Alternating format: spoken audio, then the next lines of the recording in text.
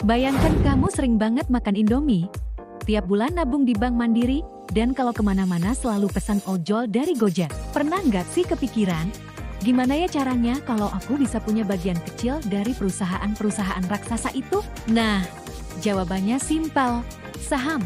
Saham itu ibarat tiket emas buat kamu ikut memiliki perusahaan besar, tanpa perlu pusing mikirin pabrik, kantor cabang, atau ribuan karyawan. Jadi, setiap kali kamu melihat logo-logo brand terkenal itu, ingat, kamu juga bisa jadi bagian dari cerita sukses mereka. Kalau mau dibuat lebih sederhana, saham itu kayak kamu patungan buka warung bareng teman. Misalkan modal total yang dibutuhkan itu 100 juta rupiah. Kamu setor 10 juta rupiah, berarti kamu resmi punya 10% dari usaha itu. Nanti, setiap ada untung atau bahkan rugi, kamu akan kebagian 10%-nya. Konsep ini sama persis di dunia nyata. Perusahaan-perusahaan besar juga butuh modal tambahan untuk berkembang. Nah, makanya mereka menjual sebagian kepemilikannya ke publik dalam bentuk lembaran-lembaran yang kita sebut saham. Jadi, dengan membeli saham, kita sebenarnya sedang menyuntikkan modal dan menjadi salah satu pemilik perusahaan tersebut, sekecil apapun porsinya. Terus, kenapa sih orang pada ramai-ramai beli saham? Ada dua alasan utama yang bikin saham ini menarik. Pertama, namanya capital gain. Ini adalah keuntungan dari selisih harga beli dan harga jual.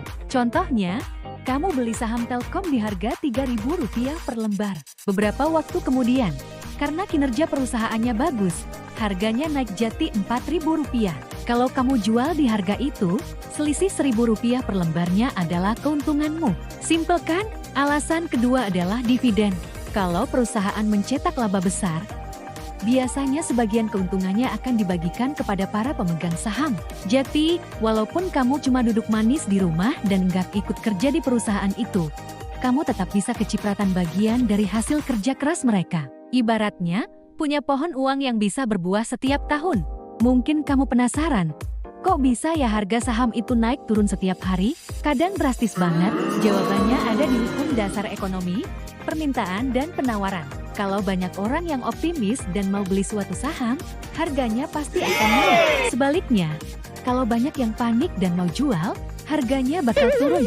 Tapi, di balik layar, ada banyak banget faktor yang mempengaruhi keputusan jual beli ini. Mulai dari kinerja keuangan perusahaan itu sendiri, kondisi ekonomi negara, isu politik yang lagi panas, bahkan sampai sentimen dan psikologi para investor. Semuanya saling berkaitan dan menciptakan dinamika pasar yang seru untuk diikuti. Manfaat terbesar dari punya saham adalah kamu bisa ikut memiliki perusahaan-perusahaan hebat yang produknya mungkin kamu pakai setiap hari.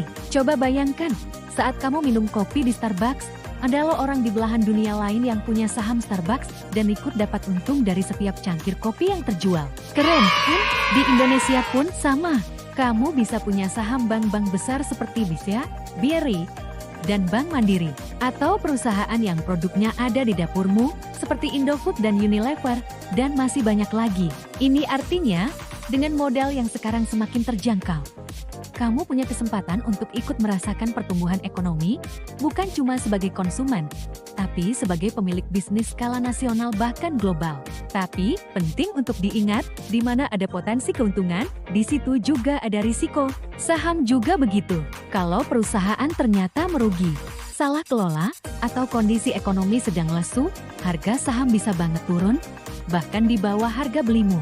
Inilah yang disebut kerugian modal.